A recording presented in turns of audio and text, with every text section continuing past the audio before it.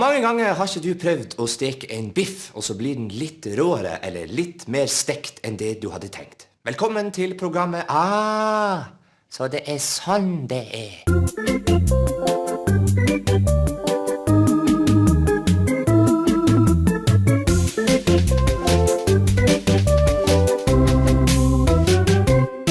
I dag så skal altså jeg lære deg hvordan du steker den perfekte biff.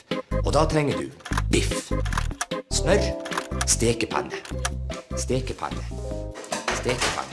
Hvis du ikke har stekepanne tilgjengelig, så fortvil ikke. Det finnes mange gode alternativer. Du kan finne et varmt sted å steke biffen. Du kan spise noe annet eksklusivt. Men det beste er nok kanskje å steke biffen med noe annet varmt du har i huset. Og har du ikke strykejern, ja, da har du helt sikkert en nabo som har det. Min gode nabo! Hei! Du, det er så slik at jeg driver og steker den perfekte biff, og så mangler jeg stekepanne. Jeg kunne ikke låne til strykejern. Når du steker biff på strykejernet, så er det et par ting du må passe på. Du må ikke stryke skjortene samtidig som du steker biff. Du må ikke svare med strykejernet når telefonen ringer. Hallo, ja! Og man må heller ikke glemme seg bort og gjøre noe helt annet mens man steker biff. Mail fra det nigerianske statslotteri. Og så har jeg vunnet!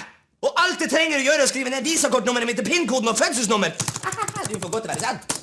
Har du først blitt lurt av en nigeriansk svindelmail, da foreslår jeg at du ikke drar til Nigeria og prøver å få tilbake pengene dine. Unnskyld, jeg kan lage mange deler av statslåt og alle går maken vi hele veien. Statslåt og det andre låt. Jeg kan ikke det. Og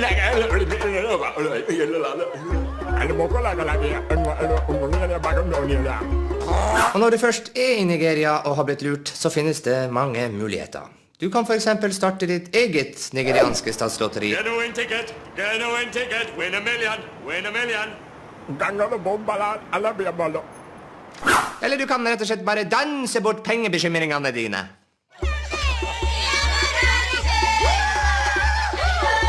Og når du først danser bort alle pengebekymringene dine, det er vanskelig ord det der, så er det bare én ting du må huske på.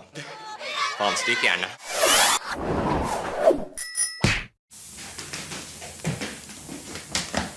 Ja, har du først glemt å skru av strykejernet fordi du danser hele natta, ja, da gjelder det å ringe brannvesenet så fort som mulig. Det er telefonen min da. Oi sann, mista telefonen under vill dansing. Et typisk problem. Min gode nabo! Du, det har seg slik at jeg mistet telefonen min under heftig dansing i Nigeria, og nå er det kraftig røykutvikling hjemme. Og du er jo ikke akkurat kjent fra venner, så du trenger jo kanskje ikke telefon. Kan jeg få låne din?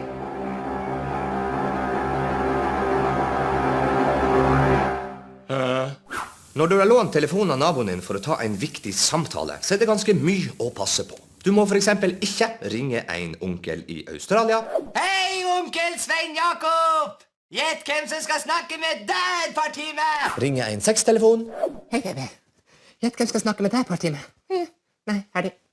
Og du bør i alle fall ikke svare hvis naboen sin telefon ringer, og det er noen fra Nigeria som spør om du vil gifte deg med en veldig rik prinsesse der nede. Kaba? Arriba galamagala princess? Og hvis du har blitt lurt igjen, så er nok det beste å snakke med Menneskerettskommisjonen i Bern. Menneskerettskommisjonen i Bergen finnes ikke. Den ligger i Hagen. Det finnes mange eksempler på stedsnavn som forvirrer. I Norge så har man for eksempel Kristiansand og Kristiansund, og i Lofoten, i Lofoten, en øde ø i Lofoten, Voss, Moss, Bagdefoss, Hønefoss, Venkefoss, The Boss, Bruse, Springsteen, for å nevne noen. Er man først i feil by uten å ha noe å gjøre, og samtidig ha naboens mobiltelefon, er det lett å kjede seg. Dette kalles å se gjennom naboens mobilbilder for å se om han har noen gøye bilder. Syndrome. Og har du funnet et gøyalt bilde av naboen på telefonen hans, så må du for all del ikke legge det ut på Facebook. Facebook er et sosialt nettverk der brukerne kommuniserer med hverandre ved å opprette brukerprofiler og lage egne grupper. Brukeravtaler som du ikke leste da du ble medlem, gir Facebook retten til å bruke bildene dine, i verste fall reklamere for noe du ikke står inne for, som for eksempel Viagra eller penisforlengelse. Men fortvil ikke, du kan alltids klage inn i reklamen til Menneskerettsdomstol i Bergen. Unnskyld, jeg mente Haag. Disse to byene er veldig lett å forveksle. Nei, faen, strykejerne. Helse borte.